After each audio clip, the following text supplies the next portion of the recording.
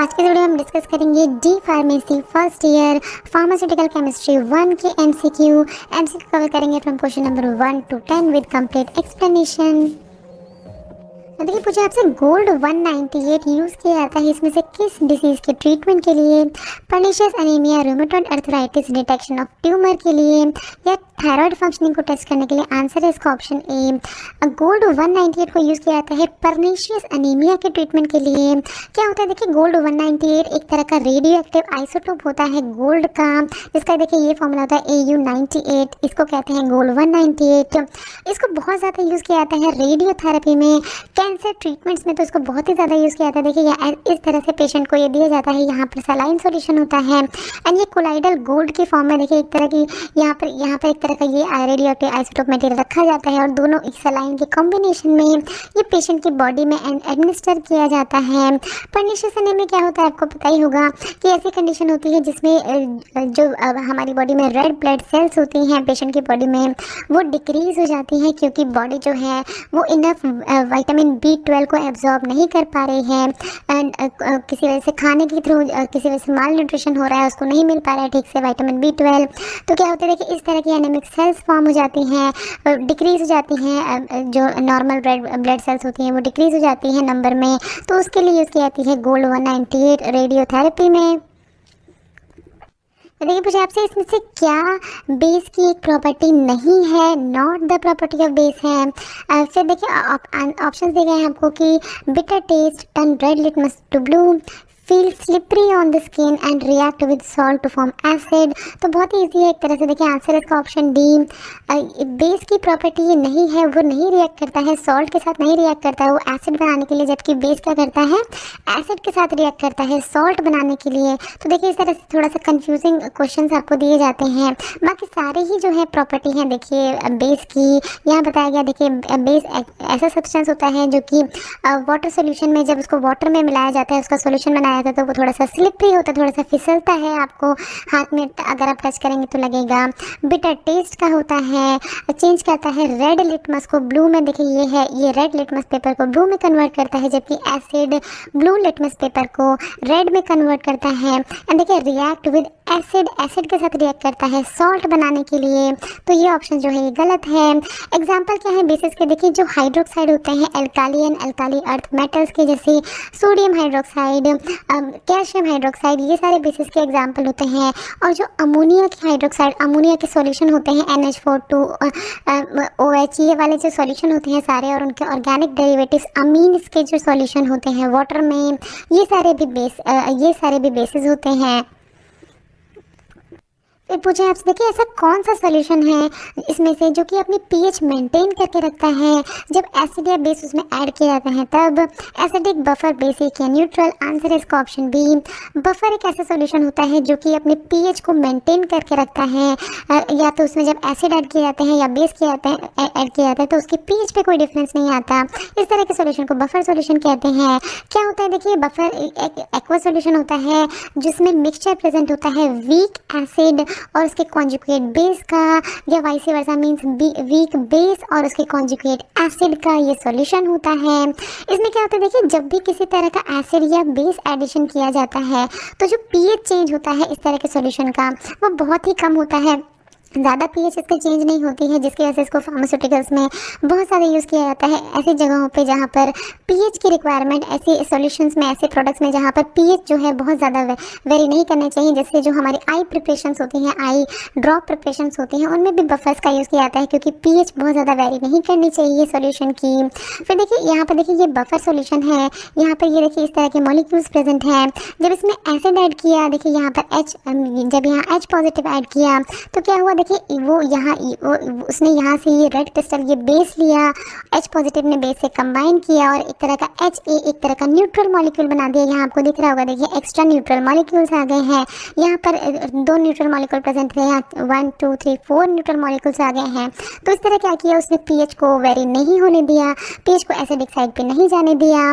फिर इधर देखेंगे अगर हमने बफर में बेस एडिशन किया तो देखिए क्या किया, बेस OH नेगेटिव हमने ऐड किया तो उसने बफर से ये जो ये जो इस तरह का न्यूट्रल मॉलिक्यूल था उसने बफर से ये ले लिया, OH नेगेटिव ने वो उससे कंबाइन किया और उसने फॉर्म किया उसने फॉर्म किया देखिए A नेगेटिव प्लस H2O। तो आप यहाँ देख रहे हैं, देखिए यहाँ पर H2O के ज़्यादा मॉलिक्यूल्स आ गए हैं। देखिए पहले कम थे ये वाले जो है मॉलिक्यूल्स, अब इसमें सॉल्यूशन में ज़्यादा मॉलिक्यूल्स आ गए हैं।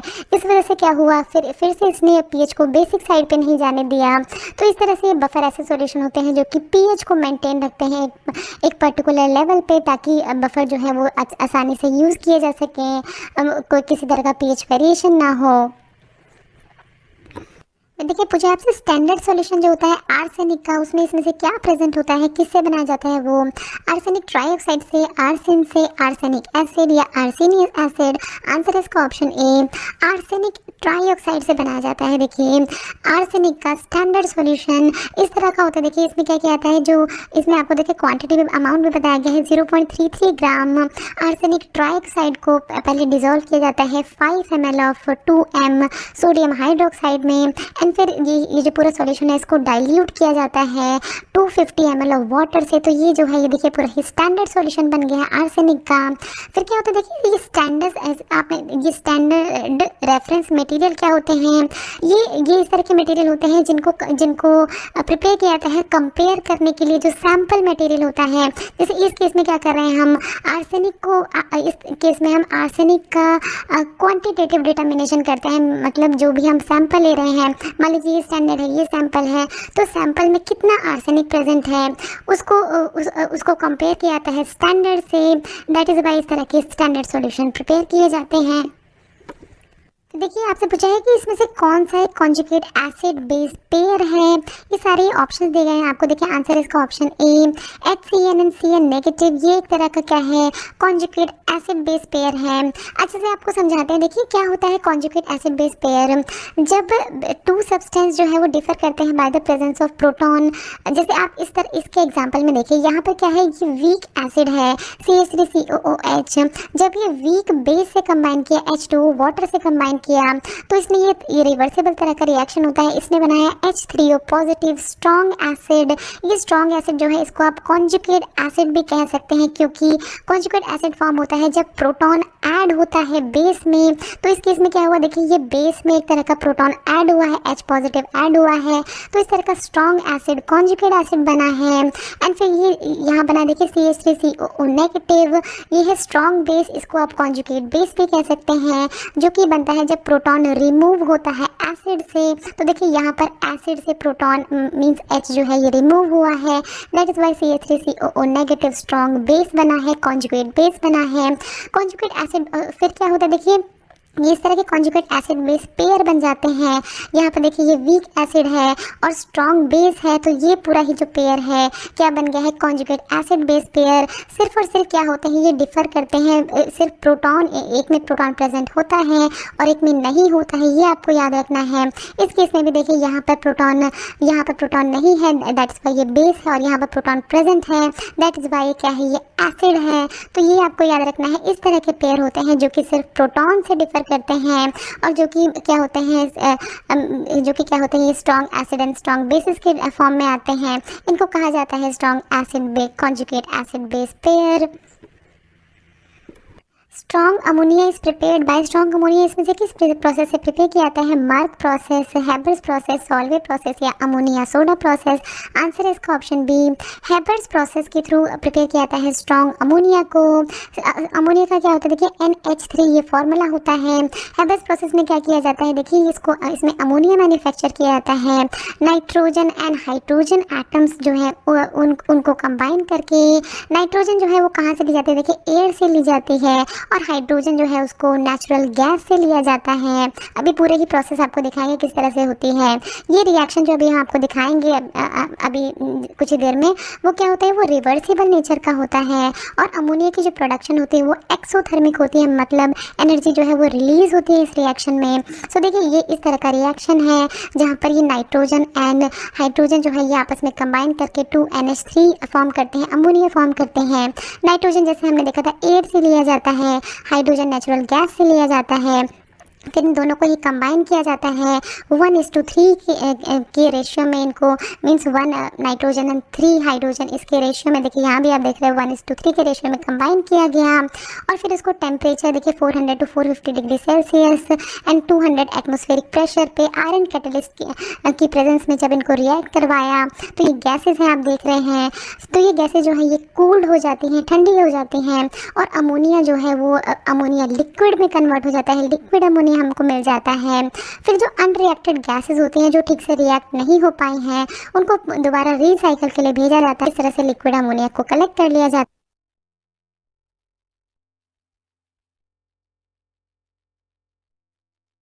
ये देखिए पूछे आपसे इसमें से कौन सा ऐसा एनायन है जो कि सबसे ज़्यादा अमाउंट में प्रेजेंट होता है ह्यूमन बॉडी में, कार्बोनेट, बाइकार्बोनेट, सिट्रेट या क्लोराइड।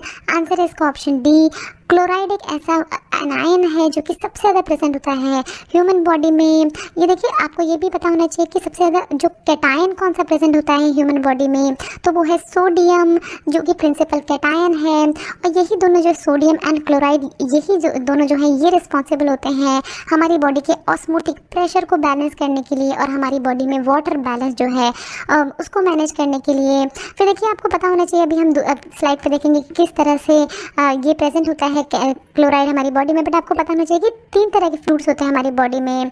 अब सबसे पहले होता है देखिए इंट्रासेलुलर फ्लूइड जो कि सेल्स के अंदर प्रेजेंट होता है, ICF कहते हैं उसको। फिर होता है देखिए इंट्रावस्कुलर फ्लूइड जो कि ये जैसे ब्लड वेसल में ये जो प्लाज्मा है जो कि ब्लड वेसल में फ्लो कर रहा है इसको कहते हैं इंट्रावस्कुलर फ्लूइड वेसल्स के अंदर। और इंटरस्टिशियल फ्लूइड होता है जो कि कहाँ प्रेजेंट होता है, सेल्स एंड ब्लड वेसल के बीच में ये पूरा ही फ्लूइड प्रेजेंट होता है, interstitial fluid. Interstitial and intravascular fluid को साथ में कंबाइन करके बोला जाता है एक्स्ट्रा सेलुलर फ्लूइड, क्योंकि ये क्या है, ये सेल्स के बाहर प्रेजेंट है। फिर देखिए स्लाइड पे क्लोराइड जो है देखिए यहाँ पर इस तरह से प्रेजेंट होता है, ये क्लोराइड है। और यहाँ ये देखिए पोटेशियम की अमाउंट दिखाया गया है आपको ये ब्लू पार्ट से। तो देखिए ये पूरा ही इंट्रावस्कुलर फ्लूइड मीन्स प्लाज्मा में इतना देखिए इतना अमाउंट में क्लोराइड प्रेजेंट होता है। इंटरस्टिशियल फ्लूइड मतलब जो सेल्स और प्लाज्मा के बीच में है उसमें देखिए इतना अमाउंट में क्लोराइड प्रेजेंट होता है, कितना ज़्यादा प्रेजेंट होता है। बट इंट्रासेलुलर फ्लूइड जो होता है जो सेल्स के अंदर प्रेजेंट होता है, इंटरसेलुलर फ्लूइड, उसमें क्या होता है बहुत ही कम अमाउंट में क्लोराइड प्रेजेंट होता है, उसमें ज़्यादा पोटेशियम प्रेजेंट होता है। तो ये भी आपको ध्यान रखना है। कभी कभार ये भी पूछ लिया जाता है कि सबसे ज़्यादा कौन सा कैटायन जो है वो प्रेजेंट होता है इंट्रासेलुलर फ्लूइड में सेल्स के अंदर, तो वो होता है पोटेशियम के पॉजिटिव। बाकी सारी जगहों पे क्या है, क्लोराइड सबसे ज़्यादा अमाउंट में प्रेजेंट होता है। तो देखिए इस लिमिट टेस्ट में स्टैंडर्ड सॉल्यूशन जो होता है क्लोराइड का उसमें से इसमें से कितनी परसेंटेज प्रेजेंट होती है, उसकी अलग अलग ऑप्शन दिए गए हैं। देखिए इसमें आपको आंसर है इसका option A 0.0824% weight by volume sodium chloride solution present होता है स्टैंडर्ड सॉल्यूशन के फॉर्म में। इसमें क्या किया था देखिए स्टैंडर्ड सॉल्यूशन बनाने के लिए सोडियम NaCl जो होता है सोडियम क्लोराइड उसको रिएक्ट करवाया जाता है। देखिए यहाँ पर बताया गया है सिल्वर नाइट्रेट के साथ in the presence of dilute nitric acid, जिससे कि क्या बनता है देखिए बनता है सिल्वर क्लोराइड एंड NaNO3 बनता है। इस तरह का जो सॉल्यूशन प्रिपेयर होता है ये एक तरह का देखिए ये ऐसे ओपेलेंसेंस मतलब एक तरह का धुंधला जैसा ये सॉल्यूशन प्रिपेयर होता है जो फाइनल स्टैंडर्ड सॉल्यूशन प्रिपेयर होता है क्लोराइड के लिए। देखिए इसमें आपसे पूछा है कि कौन सा एक ऐसा एजेंट है जो कि डाइटरी एंटीऑक्सीडेंट नहीं है, मतलब हमें फूड के थ्रू इस तरह का एंटीऑक्सीडेंट नहीं मिल सकता है। बीटा कैरोटीन, विटामिन के, विटामिन सी या लाइकोपेन। आंसर है इसका ऑप्शन बी विटामिन के देखिए नहीं है एक तरह का डाइटरी एंटीऑक्सीडेंट, बाकी सारे ही जो है beta carotene, vitamin C, lycopene ये सारी एंटीऑक्सीडेंट्स हैं जो कि हमें अलग अलग डाइट से मिलते हैं। देखिए ये सारे ही फूड होते हैं जो कि एंटीऑक्सीडेंट रिच होते हैं। पॉज कर लीजिए वीडियो को और आप एक एक करके सबको देख सकते हैं, आप इंक्लूड कर सकते हैं अपनी डाइट में ताकि आपको एंटीऑक्सीडेंट मिल सके इन फूड्स के थ्रू। फिर क्या होते हैं एंटीऑक्सीडेंट ऐसे कंपाउंड होते हैं जो कि इनहिबिट करते हैं ऑक्सीडेशन को, ऑक्सीडेशन नहीं होने देते हैं हमारी बॉडी में भी आप कह सकते हैं।